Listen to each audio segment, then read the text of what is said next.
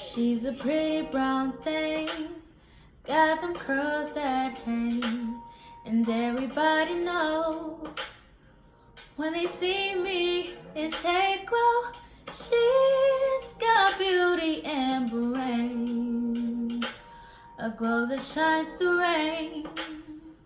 She's take glow. What's up, Take Glow gang? It's me, that pretty brown thing with them curls that hang, and I'm back with another video. But as y'all can see by the title, we're gonna be doing things that I wish I knew before moving into my first apartment. So if y'all don't know, this is actually my second apartment, but this is my first apartment by myself. I did have an apartment. I moved into my first apartment at 19, but I was living with someone. But now 100% solo dolo. I have a 2-bedroom. So now I feel like your girl is kind of experienced. But some of the topics may jump all over the place. Like I may be telling you information about furniture, and then I may go to rent, because I was just writing down things that I wanted to know, and some things popped up however they popped up. But yeah, so first things first, things to look for when moving. Know the price that you want to spend and know your budget. So let's say you're looking for a 1-bedroom and you don't want to pay more than $950 because you like, oh, my rent's $950 for a 1-bedroom, then I'll be able to do this or that extra on top of what I've already planned for, versus your budget. Your budget is, no matter what, you cannot afford rent higher than that. And I'm gonna go into what's being able to afford something later, because when you moving on your own, what you think you can afford is not what you can afford. Telling you that now. So whenever you're moving and you're doing research, you want to search for things like crime rates, noise levels, and traffic. So crime rates, you can Google like little charts to see like what's the crime in the area, like theft, car break-ins into the houses. If anybody getting killed at the 7-Eleven that's 1 block away. Like you need to Google your crime rates, because especially like a lot of fancier apartments, like in garages and stuff, there will be a lot of car break-ins, or either people stealing parts off of cars, and you wouldn't even think to really just think about this stuff until, you know, you're reading reviews, or unless you just really know. But check them crime rates, because there's a lot of stuff that'll come up, or either if you don't look into it, you're gonna walk outside one day and you're gonna be missing a whole tire. Noise levels. So by noise levels, I don't just mean inside of the apartments. I mean, there could be a train track right by your apartments. My first apartment, y'all, there was literally train tracks right behind the apartment. So literally sometimes at 3 a.m. loud at for a very long time. Like the train would run for like 10 minutes at 3 o'clock in the morning, 7 o'clock in the morning, 5 o'clock p.m. Like, you need to know, if you buy a train station, you buy a bus station, you buy a highway, crashes happen. Crashes are loud. Highways are loud in general. If your neighborhood is by a busy main street with like a lot of stores or whatever, anything with lots, and then also the next one was traffic. So anything with high traffic, there's gonna be a lot of noise. If you're a day sleeper, a night sleeper, consider a lot of things like that. But traffic, I originally was gonna move in like a downtown area, and then came to my senses.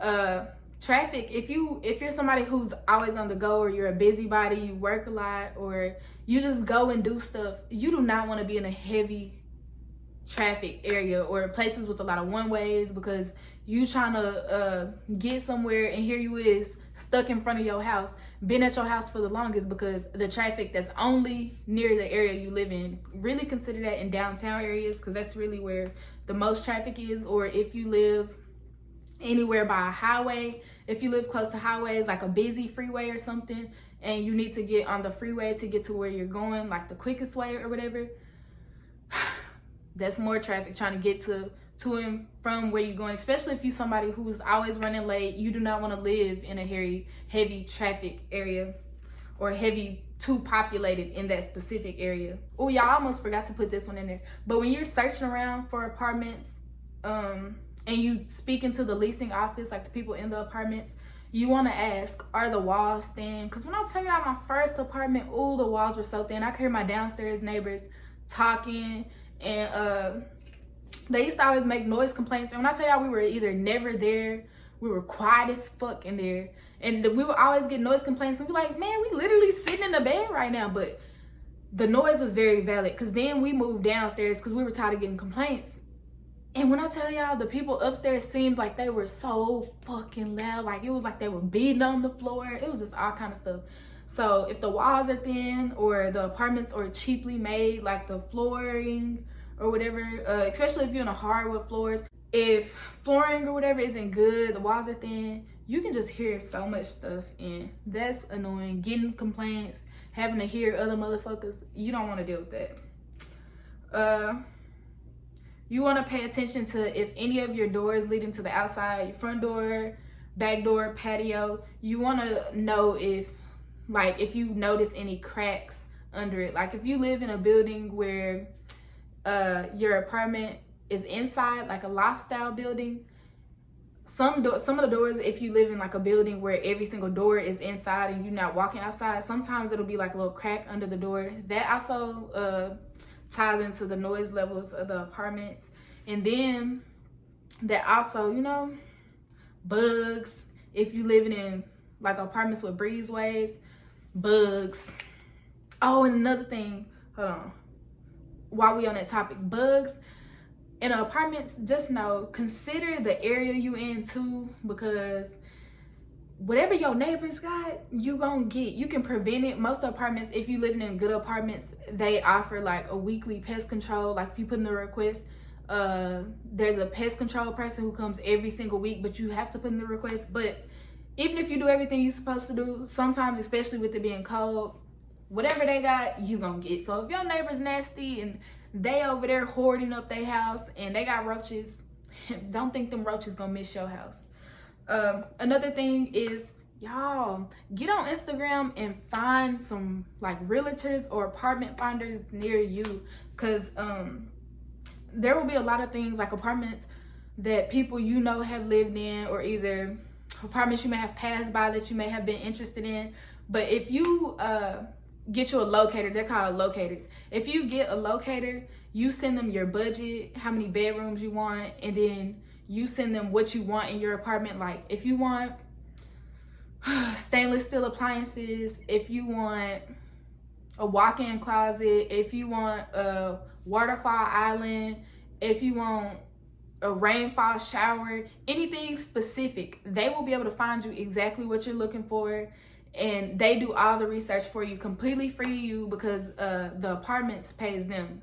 But they'll be able to find everything within your budget. They'll probably even send you some things that are out of your budget and be like, hey, this is out of your budget, but it has everything you want. Or this is out of your budget, but it has this, this, and that. And then they'll send you some, this is in your budget, but it's missing this. This is in your budget, and I don't think you're going to find anything anywhere within your budget while you're requesting these things. Or they'll let you know, like, the market's really high right now.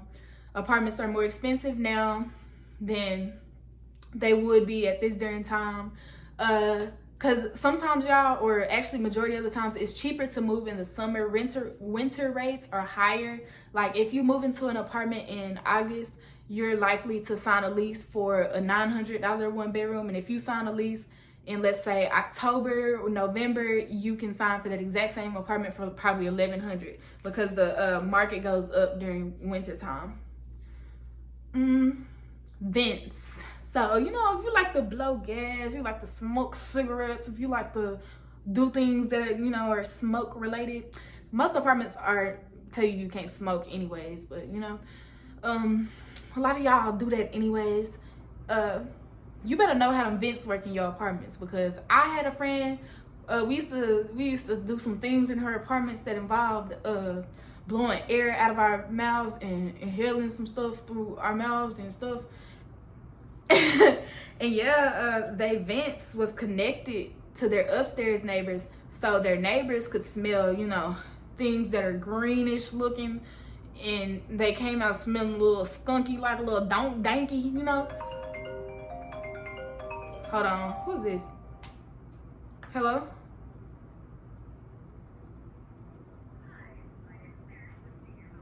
take me off your call list. Take me off the call list. Thanks. Talking about some senior health advisor. I ain't no senior.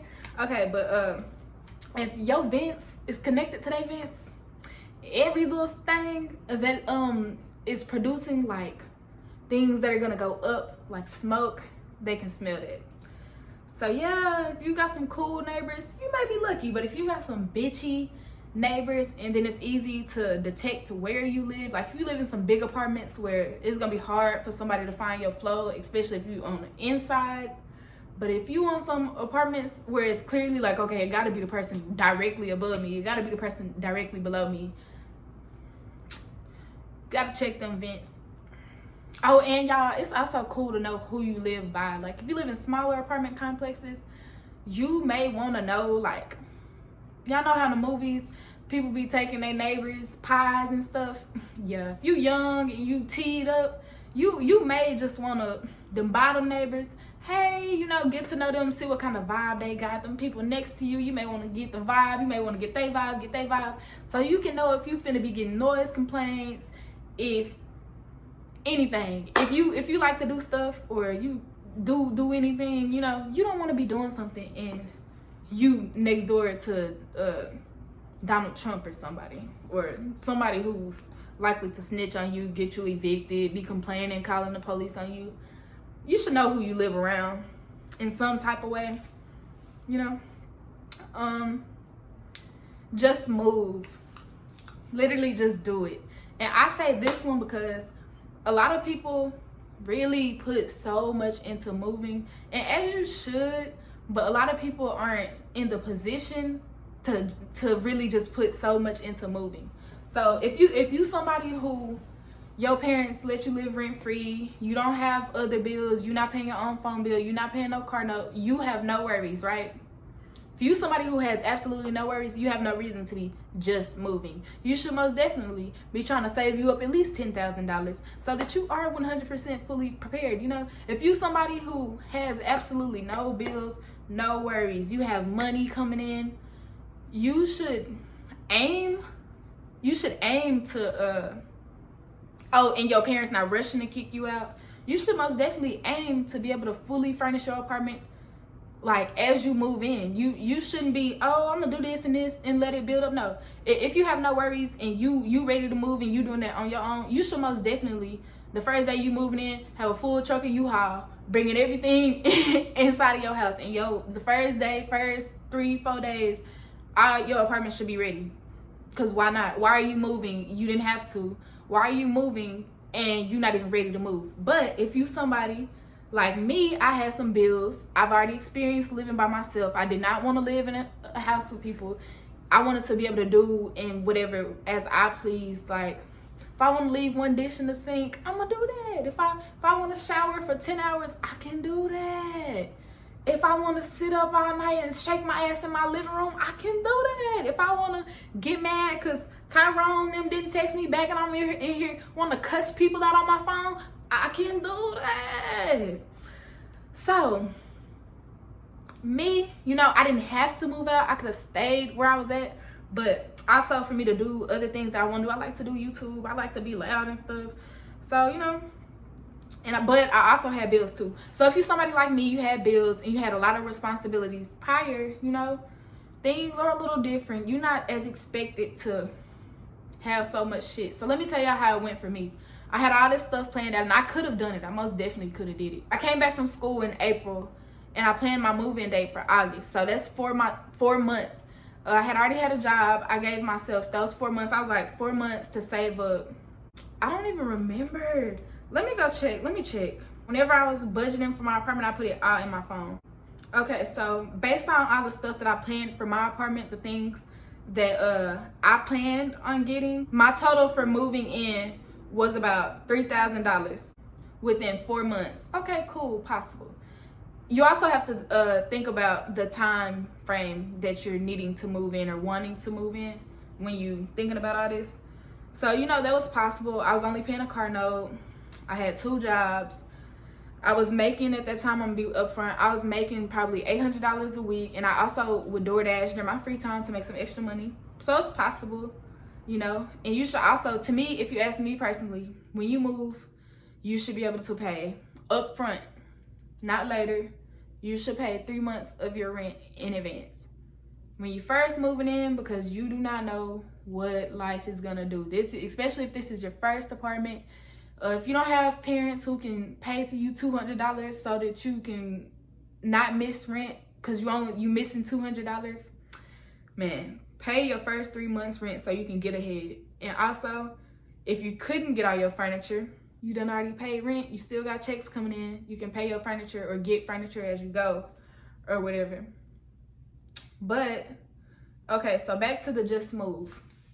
Just move, bitch, because I planned all that shit out. I ended up not even almost moving because a bitch didn't have a bed, a bitch didn't have a couch like I had planned. I didn't have none of that money saved up that I thought I was gonna have saved up, and I didn't have shit.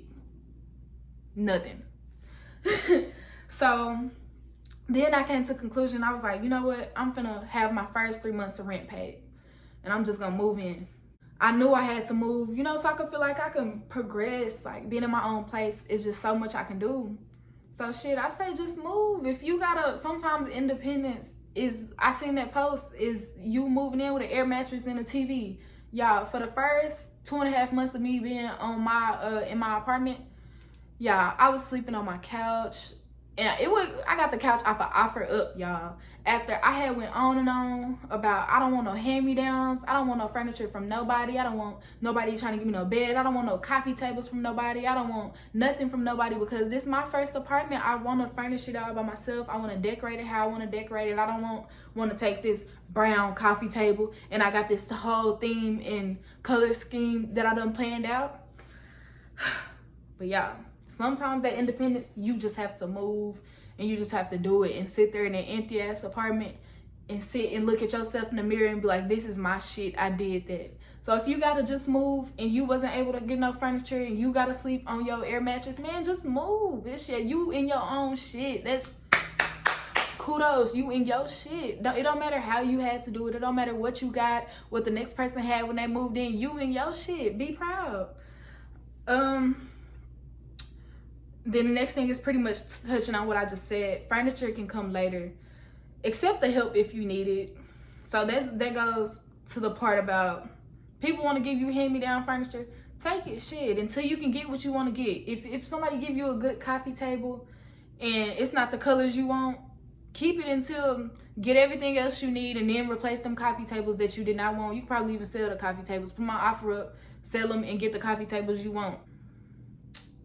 Furniture is very expensive. So this also taps into that. Furniture is expensive as fuck. So don't let nobody make you feel bad because you don't got no furniture. Y'all know furniture is expensive. Y'all know that our parents, all these beds and shit, we had our furniture, had this shit on layaway. They was making payments on it. So don't think that, don't walk in nobody's house and judge them because they don't have furniture. Furniture is not cheap. Most of y'all don't even make in 1 month what it costs to furnish a bedroom alone. I paid for this bed. This is not even a bed I wanted. The bed I originally wanted would have been $700 with the delivery. It was $650 just the bed. This bed cost me $400 and then $450 with the delivery. It's a queen size bed. It's still glammed. $450 for delivery, setup, and the bed came with both mattresses. That's pretty good. And it's a pretty good bed. It's cute. It's glammed. It's velvet. It got rhinestones. Cute. The bed I had before this, that was at my mom's house, I got from Wayfair for $150. It was a platform bed, but it was a super tiny, cheap looking bed. The headboard stopped down there. So if you just need a bed, you can most definitely get you a bed for $150. But if we're gonna talk about something that you're not gonna have to replace later, or something that looks like something, let's talk about it. Furniture is expensive. Beds alone, a quality bed can run you anywhere from $700 to $1,500. And that's the lower ends of quality beds. The lower ends. You get to talking about real quality beds, yeah, that's them $3,000, $2,500 beds. Furniture is expensive. Couches are about in the same range. A good quality couch, $700 to $1,500. That's still on the lower end of the quality. But you can most definitely go on Amazon, get you a $300 couch, Same thing with a bed. You can go on Wayfair, OfferUp. You know, OfferUp is really where the gems are, but you really got to think someone's laid on this, but really beds, you don't got to worry about them laying on it, but you really have to consider, like, was their house clean, this or that. Things I consider getting first when moving in: Lysol, a bed or bed set, air mattress. If that's not one of the first things you want to get, if that's something that you know you want to get later, because that's what I did. I didn't move in with the bed. So Lysol, all-purpose cleaners, toiletries, bleach, dish soap, dishes or plasticware, paper plates, whatever, napkins. And y'all, by toiletries, I mean anything you need to shower, necessities, deodorant, lotion, toilet paper, napkins, all of those type of things. TV and Wi-Fi. And y'all, I put that as things you first want to get when you first move in, because especially if you live by yourself and you don't have a TV, you don't have Wi-Fi, that sucks. Like, that really sucks, because it's like you just trapped in your own space, bored. Because when you first move and you moving by yourself, that shit's lonely. I don't care how much of a loner you are. I don't care how much you locked yourself in your room when you was at your mama's house. I don't care how long you went without talking to the people you lived with. Yeah, living by yourself is a different breed of lonely. It's a different breed when you can't just go fuck with your sister or brother when you want to, or if you decide you want to come out your room and come out of hiding, you can't. You don't got nobody to go fuck with. Order, I would do actual furnishing. So let's say you're ready to buy all your furniture, or you slowly getting furniture. The order I would do it is get my bed first, so you can have somewhere to lay your head, and then the couch, and then a dresser if you need a dresser. If you have a walk-in closet, you better just get you some hangers, hang your shit up. Get you some 3-cube organizers from Walmart, fold your shit up in a couple of them, put it in the closet or somewhere. But I would start with the bed and then work on decorating your living room. Or actually, very first things is shower curtains, shower liner, stuff for the restroom, and then I would say that bed, and then decor for your living room. Me personally, I would decorate my living room before I would my room, because the living room is, if anybody comes over, it's the first thing they see. People shouldn't be coming into your bedroom anyways, unless that's the only place that a restroom is. But don't focus too much on reviews.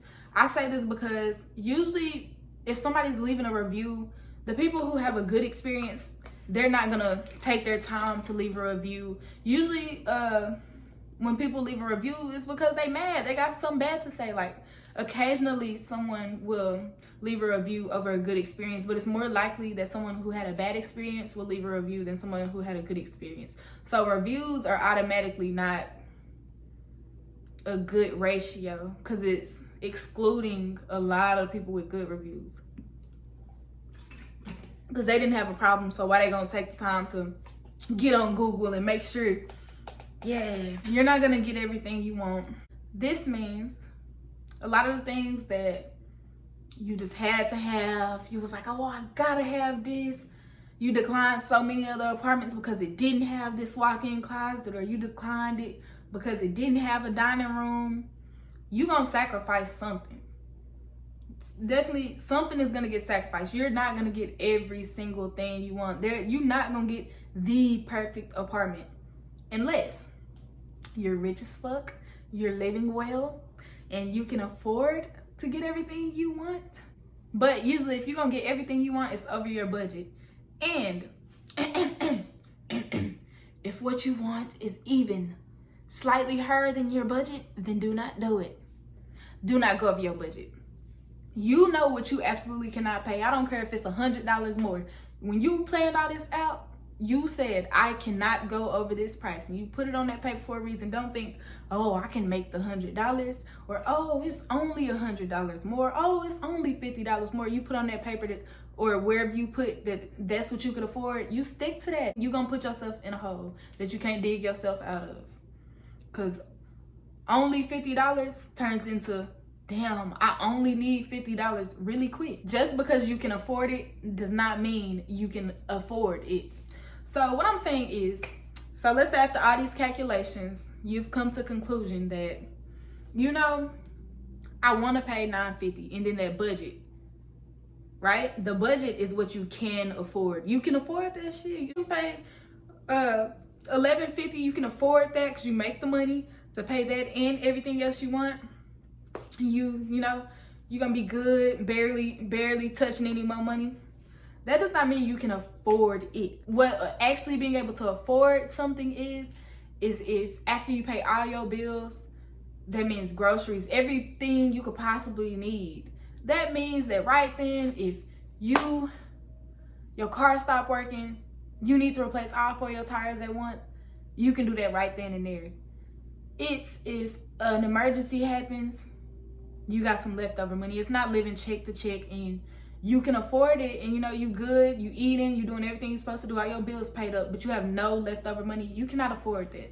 Don't do that to yourself. Don't purposely live check to check when you have the option to live somewhere, you know, more within your price range, baby. Calculate any possible cost. Any possible cost. Let's start with necessities. Gas, food. If you don't got a washer and dryer in your apartment, if your apartment complex don't got hookups, if they don't got a community one, laundromat fees, utilities, the rent, car things, hygienic stuff, any basic thing you can think of that you finna need to pay for, phone bill, light bill, I already say utilities, but any of that type stuff, cable bill. Calculate it. All the possible costs that you could possibly have that are necessities first. That's how you're gonna find out what you can afford, you know? And then calculate your checks. And when I say calculate your checks, if you don't have a steady check, like if your check isn't always the same, use the lower amount every time. If you make $400 one week and then you make $800 one week, if it's because you worked less hours, you know, you may not need to use that $400. But whatever it is, when you work the hours you're supposed to work, use that check and do it times the 4. The 4 weeks that's in the month, or however, if you get paid bi-weekly, do it the 2 times. Use that monthly income and subtract all them expenses. If your expenses, including that rent, is more than what you getting paid, you dumb. You need to be looking somewhere else. Now, if that cost is if your living expenses are less but it's barely pushing it, don't do it. If your living expenses are, you know, you got a lot of playroom, and I ain't talking about $500 for the month, because that's still like, for 2 weeks, that's $200 you have to play with every 2 weeks. I'm gonna just leave it. Okay. Get a Walmart or any grocery store of your choice, get a gift card. And I say this because when calculating everything in your expenses, sometimes you don't consider groceries or gas a necessity, and you'll often just think, oh, I'm gonna just get gas or groceries as needed. But then when it comes around, you be done paid all these other bills, or you go get your hair, your nails done, your hair cut, or whatever, and then I don't have no gas money. I gotta wait until I get paid.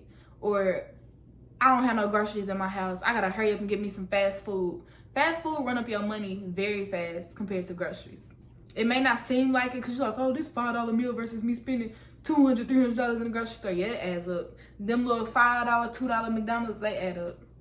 But get that gift card, because let's say for the month, if you budget how much you want to spend on gas, or how much you usually use in gas, how much you know you're gonna buy in groceries, whether you go grocery shopping once a month or every 2 weeks, every week for groceries, put the amount that you think you're gonna spend. You can do it once a month, or you can do it whenever you pay. Just put some money onto that gift card, and you'll always have money for gas. You'll always have money for groceries. Very important, very, very important. After creating your budget, add probably like $150 to the necessity part, because shit be happening. Like, And it be necessary shit. Like, after you done planned all this stuff and you have so much more extra money and everything is perfect, something gonna come and kick you in your ass. As soon as you move by yourself and you want to be all independent and shit, everything gonna start biting you in your ass. I swear everything gonna start biting you in your ass as soon as you independent. It's always gonna be something. So $150 in necessities, because it's always gonna be something that you didn't think about. Always. Create a registry. If y'all don't know what a registry is, a lot of people do them for baby showers, for people to get them what they want. But for apartments, you can create them on Amazon, Target, any major grocery store. I don't know if places like Ross and stuff does it, but create you a registry, because you literally, whenever you create in the registry, you can pick out the exact item that you want. And I know with Walmart, I did mine through Walmart. So let's say you want Awesome, or you want some Kaboom and you want the specific bottle. You picking out exactly what you want, and they don't even do no shopping. They just click the item that they want to get you and they get it. So you're getting exactly what you want. Make sure you put some very cheap items on there for the people who gonna have an excuse. They may not have as much money. Man, you can give me this $1 bottle of cleaning products off my registry. Like, shoot, you better put you some $1 items on there, some $2, $10, some things that people who may not be able to do much, but they can still help with a little something. And then you better get you some expensive stuff, because I know everybody got them a little rich auntie or a family member who gonna suck in and give in to them. I probably shouldn't say that. But a family member who's gonna give in and get you what you want. So if you want to put that 60-inch TV on there and you think that your auntie or your uncle gonna get it for you, man, you better put you some expensive stuff on there too. Somebody may get it. So put some things on both ends of the spectrum. People gonna get it. You better send it around to everybody. It lets you choose which items that you absolutely want the most. So if you put your bed set on there, you'll really come up, like I'm telling you, with a registry, you will come up on a lot of stuff, and you'll prevent people getting you stuff that you didn't like. Like if you don't like a certain type of bleach, or if you don't like a certain type of detergent, this eliminates people from grabbing you some detergent and thinking that they just did you a favor, and the whole time this detergent make you itch. Don't be afraid of Ross, Marshalls, TJ Maxx, all them places like that. Man, y'all better go get y'all some cute little paintings, mirrors. You can find a little cute decor for your dressers, TV stands, your kitchen. Don't be scared to look in them places. You can find cute little girl things like step stools, cute seats, desks. Yeah, and for good prices. And then also Amazon, y'all. Amazon, it lets you like pick out certain furniture. Like, okay, so let's say you're looking at a couch. It lets you pick out like end tables, and it lets you compare like the heights and things.